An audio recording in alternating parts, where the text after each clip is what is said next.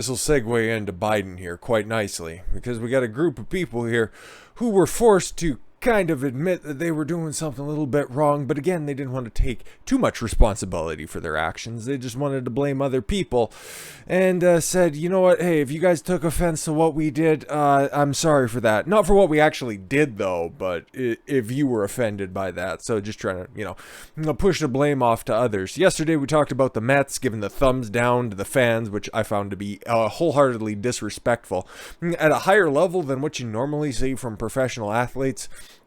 But again, I seen this morning, and it's like, you guys are just taking it up to another level. I hope the Mets don't win another game for the rest of the season. But yeah, they ended up walking it off today, and Baez ended up scoring the fucking winning run. So I guess it's really good karma if you go out there and you pretend to take responsibility for things. New York Mets star infielder Javier Baez and Francisco Lindor apologized Tuesday, really, for their thumbs down celebration to send a message to unhappy fans. I didn't mean to offend anybody. If I offended anybody, we apologize. Okay, listen, we're not asking you to apologize if anybody was offended. We're asking you to apologize. Actually, I don't even think anybody's asking them to fucking apologize. Just take responsibility for your actions. You disrespected the people that supply you the money so you can get fucking paid, okay? You get it? But no. Baez said, according to Tim Haney of Newsday. So he didn't even, publicly come out and say it, but there's a little bit of a tweet down there, and shocking amount of just no responsibility taken.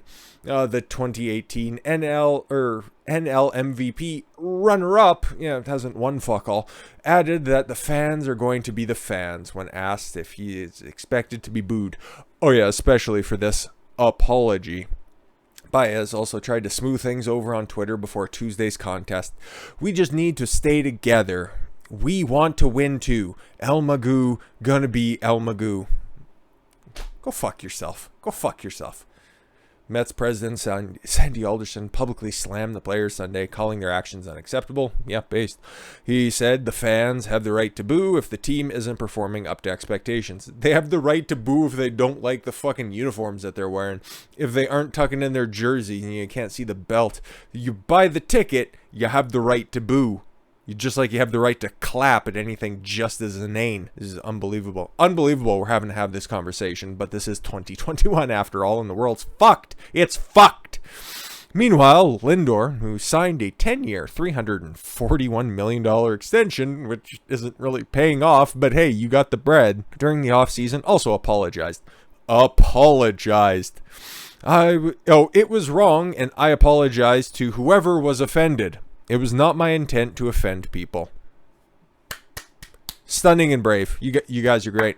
They later tried to say, they go on to describe the thumbs down gesture, which, if you remember from yesterday, Baez said, no, it's directed directly at the fans. They tried to walk it back. There was another article I had pulled up, and in fact, you know what, and I'll just save everybody the time, and I'll just pull it up here right now. Yeah, this is right on MLB.com. 2 days later, Baez and Lindor corrected the gesture was not, in fact, directed at fans. It was totally directed at fans, by the way, but at their own dugout as a way for players to rally past adversity. Go fuck yourself. Go fuck yourself. You cannot rewrite history like that. We have it on tape. We've seen the documents. Now, speaking of which, your buddy Joe, he was out there today, and he gave a little press conference about the overwhelming success the extraction from Afghanistan has been. This cocksucker, man. This cocksucker.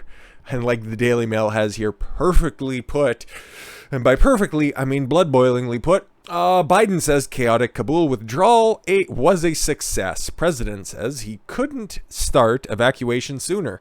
There was a plan in place that you threw out that was supposed to have everything all wrapped up by May 1st, but he couldn't have started evacuation sooner. Okay. Hails the 90% of Americans he got out. 90% isn't everybody. It's an overwhelming success, though. And again, blames Trump and local soldiers for the mess. Not taking any responsibility. Perhaps he should look a little bit like this dude here, who definitely wasn't hung, though, because, according to Twitter, the Taliban did not hang and interpret. Why are they fucking simping for the Taliban? That's a good question, too. But hey, it's Twitter. What the fuck do you expect? Oh, he wasn't hung by the Taliban because you can see him. He's clearly waving and it looks like he's hunched over, so that's fine. But they're still, flying a fucking Black Hawk helicopter that was provided for and paid for by the American taxpayer. But hey, cool. That's totally fine. Don't worry about it. Shocking video shows a man hanging below Black Hawk flown by Taliban. Okay, are they claiming that he was like hung by the neck until dead, or the fact that there is a guy hanging from a helicopter is a little bit troublesome on the first day of the Taliban fully controlling Afghanistan without any U.S. involvement? So this is what you can expect. But again, now that Americans are out of there, most of them, we'll get to the Canadians that are still drafted in the next video or one of the other videos here for the rest of the day. But yeah, there's still a lot of fucking people over there that need to be recovered, and a lot of pets as well, which is just fucking atrocious. Shocking footage appears to show a Taliban flying seized U.S. Black Hawk helicopter, nobody's denying that, over Afghanistan, including with someone hanging below one from a rope. Our Air Force Talib Times, which claims to be the English language official account of the Taliban-run Islamic Emirate of Afghanistan, gloated on Monday.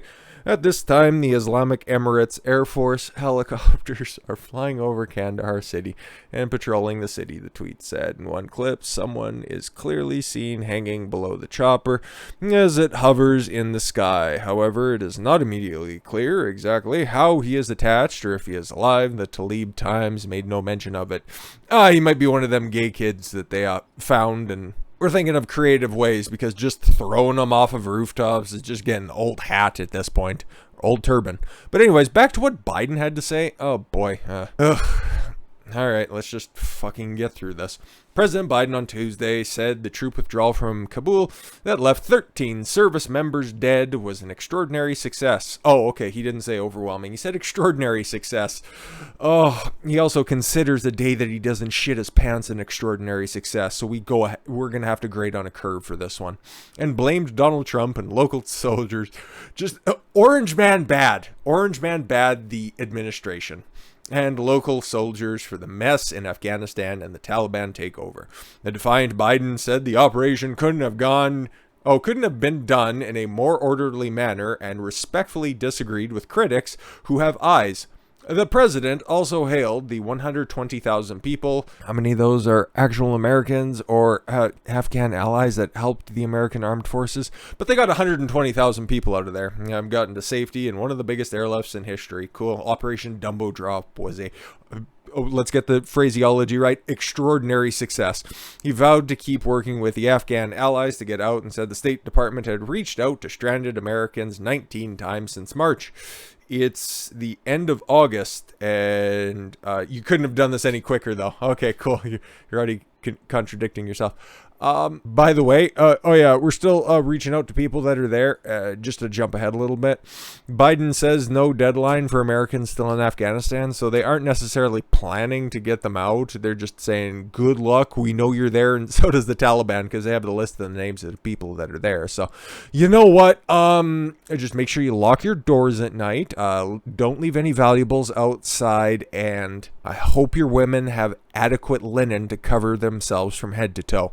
Just saying. There's no deadline for getting out the Americans who are still in Afghanistan after troops withdrew from the country, President Joe Biden said Tuesday. Biden, speaking publicly for the first time since withdrawal, called the evacuation mission an extraordinary success. He then turned to the estimated 100 to 200 Americans who are still in the Taliban-held nation, appearing to pin some responsibility on them. Of course, it's not him. Okay, please. Does he have a responsibility for 100 to 200 Americans that are over there in Afghanistan because this hasty withdrawal was an extraordinary success? Like, come on, what is he, like the president of the United States? Since March, we reached out 19 times to Americans in Afghanistan with multiple warnings and offers to help them leave Afghanistan all the way back as far as March. God, he can't even get it through. He can't get through a full fucking statement. 2 fucking sentences, okay? Without repeating multiple words multiple times. He's a very smart man. Anyways, let's get back to more of the speech. But they reached out, and if you're still there, sucks to suck, I guess. Biden spoke as passionately as somebody who is almost 80 years old can, as he defended his actions Well, somebody's got to. Oh, he's also got the press. They'll do that for him. At times, waving his arms and gripping the podium as much as somebody his advanced, and I do mean advanced, point in life can do. Not quite a Bernie Sanders arm wave, but it emphasized his dementia moments. Amid intense criticism from Democrats, many Republicans, and fellow world leaders about his handling of the United States drawdown. Oh, but it was an extraordinary success. Nobody should question me. Okay, bye. Oh, you didn't take any questions at the end of this anyways, if we don't get to that. 11 Marines, a Special Forces member, the Navy Corpsman, were all killed in the ISIS-K Taliban suicide attack last Thursday as U.S. forces frantically tried to get people out of the evacuation flights before the August 31st deadline. Yeah, and about that, Nancy Pelosi should just be, I can't think of an adequate way to torture her for doing this, but I think the Taliban could probably come up with something creative. I'll leave it to them. Pelosi blocks names of 13 service members killed from being read in the House of Commons, not the House of Commons, the House of Representatives. Can you fucking believe this? They want to give medals, okay? They want to read off every one of those cock-sucking fucking Capitol Hill police officers that were on duty for the most heinous attack since 9/11, but actual servicemen and women who died in a suicide attack because of your boss's overwhelming incompetence. You don't want to read them? People who actually fucking died? There's no excuse, and there's no spin for this. She just didn't want to read it. A day after the U.S. officially pulled out of Afghanistan, less than a week after the suicide bombings killed 13 U.S. service members, Representative Carlos Jimenez has just tweeted that Speaker Nancy Pelosi has blocked the names of those dead servicemen and women from being read on the floor of the House of Representatives. Yeah. Representative Brian Mast, a wounded combat veteran from Afghanistan, tells the Floridian that during a Republican-only moment of silence, Speaker Pelosi refused to recognize them to read names or bring up bills or anything. We gavelled in, had a prayer, said the Pledge of Allegiance, took a moment of silence with pretty much all Republican veterans, then asked to be recognized to read names and bring up Afghanistan legislation. They did not acknowledge us and just closed the House down, said Representative Mast. Oh my God. They just want to make this go away. That's with all the rhetoric. That overwhelming success. Yep, 13 people that are dead. Yeah, don't worry about them. We aren't going to honor them at all. Nope. That's just a made-up name, made-up number. No, have you confirmed any of that stuff? Yeah, Biden was checking his fucking watch every single time one of the bodies went by. Yeah, he was there for it. No, nothing to see there. It was a withdrawal and Orange Man bad. This is fucking unexcusable. Holy shit. I didn't think I'd get this mad reading that. That's atrocious. And unlike Biden, who I initially thought, like way back in the cut, was probably a decent guy at some point in time, I have none of that reverence for Nancy Pelosi. She's just a fucking geriatric crypt keeper, and I can't stand her at all. But yeah, back to Biden's statement on the day. We're just going to continue to jump around whenever there's something that comes up, because synapses in my brain work to make connections with what I want to talk about, unlike Joe's. Speaking of which, in the lengthy remarks, he refused to take shouted questions from reporters. Yeah, instead just going to his go-to whenever somebody asks a question. Seems to work for him. Nobody's pushing back. Biden argued the world was changing and brought up his late son, Beau. Oh, of course. Yeah, that fucking works, right? An Iraq war veteran who died of brain cancer, not of being blown up by savages in the fucking barren wastelands. He cited cyber threats from Russia and China as among modern concerns Americans must face. Yep, he's just going to try to sweep this under the rug. They know it's an overwhelming fucking disaster. And just like the coof, they're going to get away with it because the media is full press on this right now.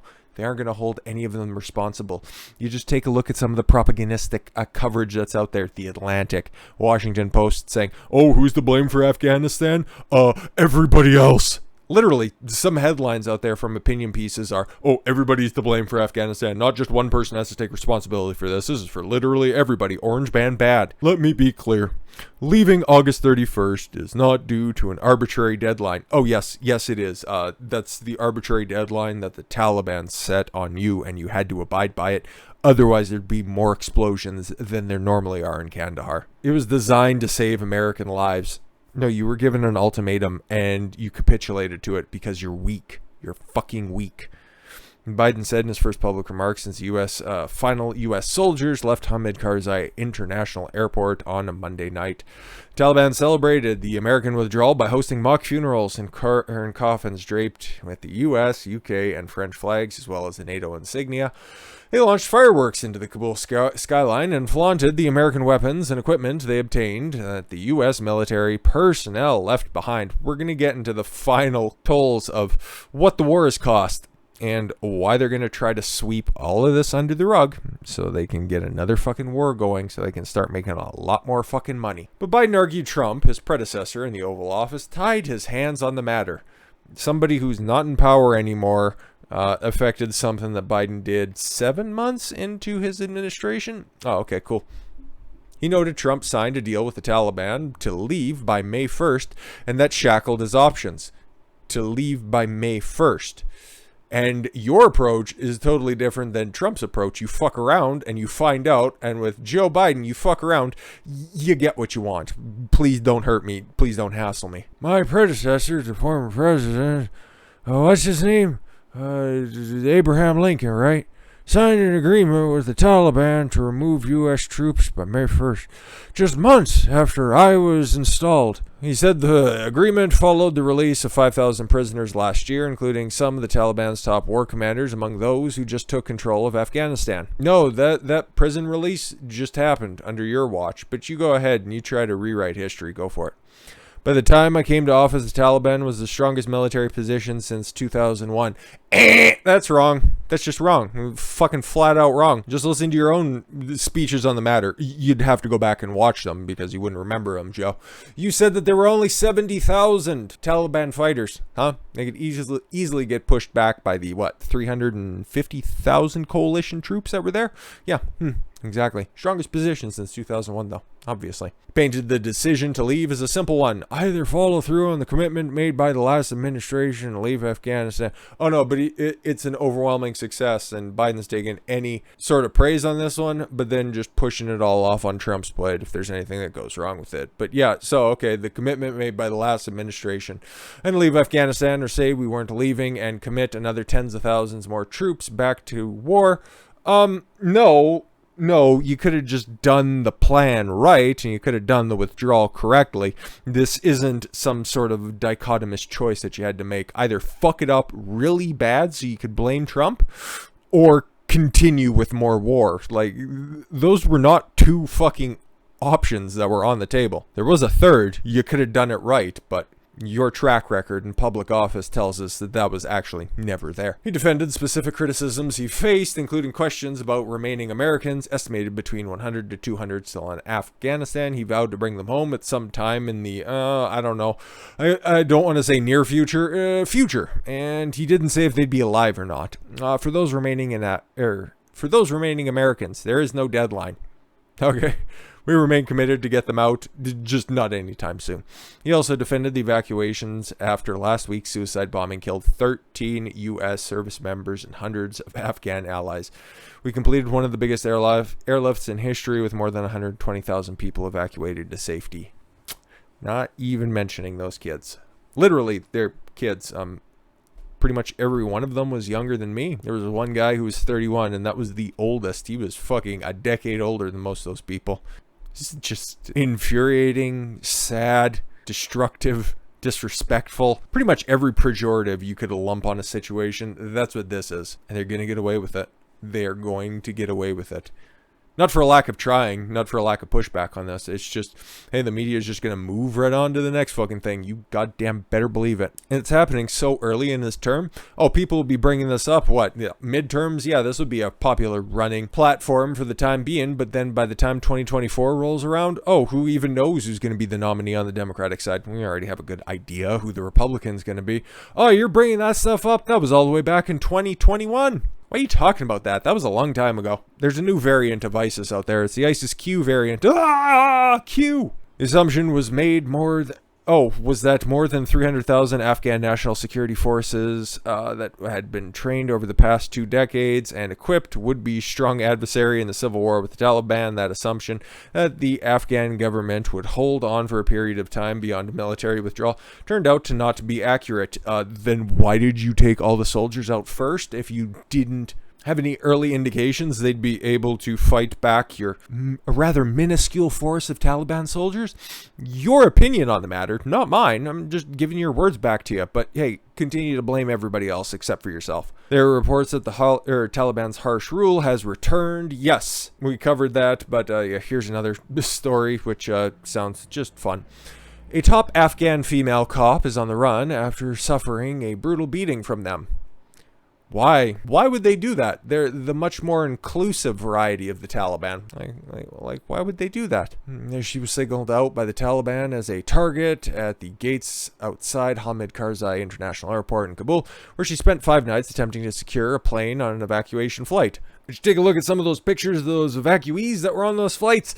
Yeah, a lot of women and children in those, huh? Yeah. Got 120,000 people out, though. 120,000 military-aged males. The president pushed back against critics who said the evacuation should have started sooner. Yeah, like May. Oh, it couldn't have been done any sooner. Nobody would have had a plan. Go fuck yourself. Paid tribute to the selfless courage displayed by U.S. service members and diplomatic staff for evacuating Americans and Afghan allies in Kabul. They did their job, and they did it well, said Biden about his dinner. And here we have some pictures and photographs of servicemen and women who, were blown up by those fucking sand savages. And hey, it's a nice collage of these men and women, and I think that's appropriate to share at this time. And there's their successors in that brutal land. Yes, mostly peaceful people, right? And that's a submachine gun of peace. So nice that they also have access to the latest iPhone, or I don't fucking know. But hey, there was a lot of gifts that the Americans left behind. We could continue to go on, but there's a specific person that Biden left behind. As you know, he kind of has a personal story with, and he got left behind because Biden cares about people. Cares about a lot of people. Return to normalcy. Biden abandons Afghan interpreter who rescued him from his black... Oh man, did that guy... Maybe this is karma coming back around. Was forced to land in a snowstorm in 2008. Translator asked president to save him from the Taliban. Oh, I kind of feel bad for that joke.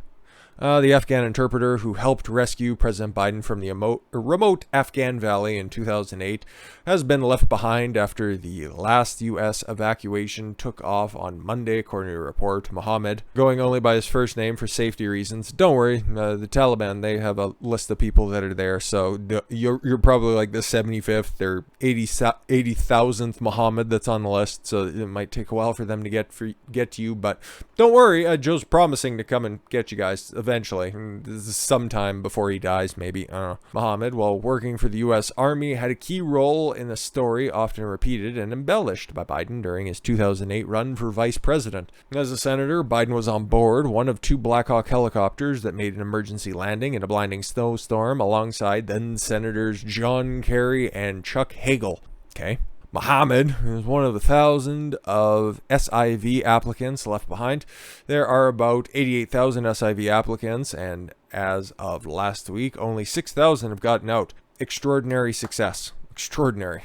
Private security team of the former firm Blackwater and U.S. Army soldiers stood watch for the Taliban fighters as the crew called Bagram Air Base for help when Mohammed jumped in the Humvee along with the forces of the 82nd Airborne Division and drove hours into the mountains to rescue them. The 3 senators were driven back to the base by the convoy, and that wasn't enough of an impact to be left in that fucking dementia-riddled head in order for him to get pulled out to safety. But who's actually going to pay the price on this one? Who fucking knows? There's almost 90 former high-ranking retired flag officers demand Mark Miley and Lloyd Austin to resign after the Afghanistan debacle. Yeah, if these 2 dorks take the fucking L on this one, whoop-de-doo. Whoop-de-doo. It's just like what happened with Barack Obama, okay? Every time that there was an actual scandal there, like, let's fucking run down the list, of course. Janet Reno, Boston Marathon bombing. Fast and Furious, Eric Holder. Everybody else would just take an L for the fucking teleprompter in chief. And why is that going to be any different this time around?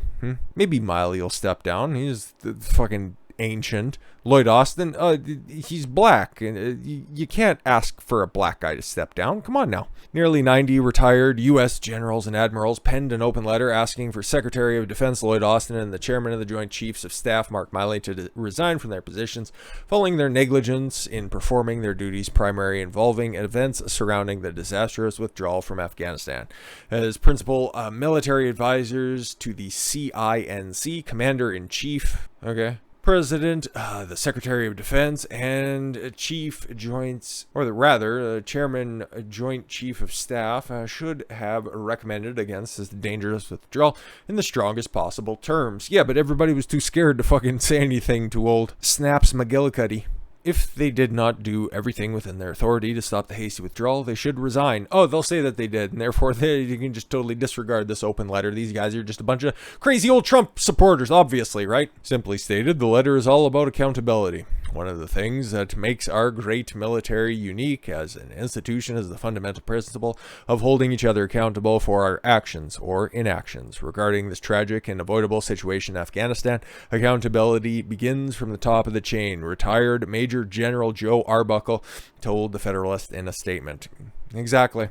That's all we can ask for at this point. We can't give back those 13 servicemen and women their lives. It's impossible. But for this botched extraction, somebody's got to take responsibility at the top. We know the people who made the decision. We know the people who made the call. They need to be held accountable for this. Will they, though? I don't know. And don't worry, it gets worse from here. Because they also left behind the dogs. I don't know why they did this. And this is just so fucking grim. And there are some people out there who don't give a fuck about the military. But then as soon as you start saying it's like Joe Biden's killing a bunch of dogs, then that activates those fucking weirdos who put their fur babies above everything else. But yeah, I'm not a big fan of pets, but at the same time, you do something this fucking stupid, you leave them in fucking kennels, dude. You leave them just zip tied up in their cages like this. They couldn't even bring them back because you just told them to fucking leave everything and go. I don't know what to tell you. You're a fucking special breed of piece of shit if you fucking do that. An animal rights group slammed the Biden administration after the U.S. military was accused of leaving its contracted dogs behind in Afghanistan before pulling out of Kabul.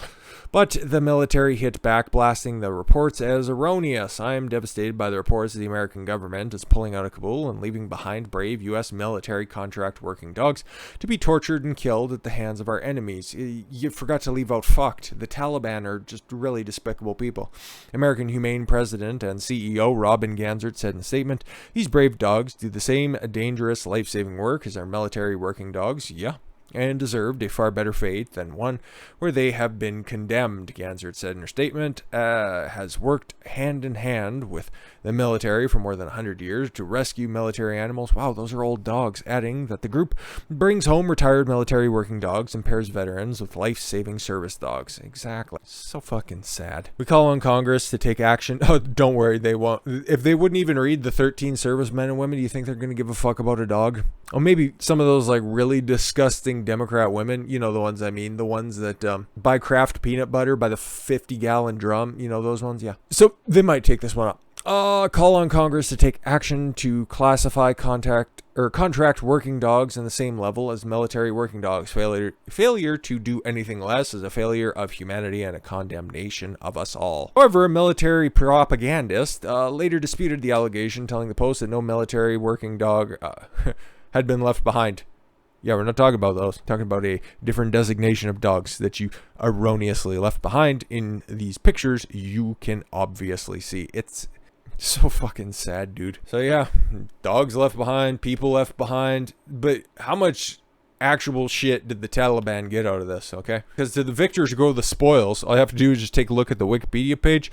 The war on terror, the war in Afghanistan. Yeah, it was won by the Taliban. Big fucking L there, Joe. What did they end up getting? Forbes has compiled a list and they have lovely little graphics, and we'll go through all of them. This is what has been spent over in the Middle East. This is not everything that they have right now. This is what they got between 2003 and 2016, okay? This is how much money, this is how much stuff has been sent over to the Middle East. That's why this war has gone on for so long, because it's just been an excuse to just fucking pump up those numbers for the military. The military industrial complex, buddy. An excuse to just spend your taxpayer money, to spend your kids, your kids' kids, your kids' kids' kids' kids, all of their money on these fucking sand wars they can end in a minute if they really wanted to. But no, then you wouldn't have the opportunity to ship over 42,604 Ford Ranger pickup trucks, cargo trucks, light tactical vehicles, 22,174 Humvees, a shade under 9,000 medium tactical vehicles, recovery vehicles, 1,000 of them, mine-resistant ambush-protected vehicles, 928 of them, and armored personnel carriers, 189 of them. Who knows how many are in the hands of the Taliban right now, but we know that there are, between 10,000 different vehicles over there, ranging in price from $170,000 for a personnel carrier to strange number of $333,333 for a M577A2 post carrier. Very, very strange. Mine-resistant vehicles that cost over $750,000. Jesus Christ. And then when it comes to aircrafts, over 100 helicopters, 60 cargo planes, 20 light attack airplanes, and 18 reconnaissance airplanes, surveillance airplanes. And this is where it gets frightening, because any sort of ground war, the Taliban are going to be prepared for. 358,530 rifles, 126,295 sidearms, 64,363 machine guns, 25,327 grenade launchers, 12,692 shotguns. Just buy a shotgun, or just go get one from the Talibans. 9,877 RPGs, and 2,606 indirect fire weapons such as mortars and howitzers. How wonderful. And then, of course, the associated ammo with that, which is probably in the millions. And associated surveillance technology as well, 16,000 night vision devices, and a whole host of other goodies. But what did they get between 2017 and 2019? They also got another $3 billion worth of funds in just 2021 alone. But from 2017 to 2019, the U.S. also gave Afghan forces 7,035 machine guns, 4,700 Humvees,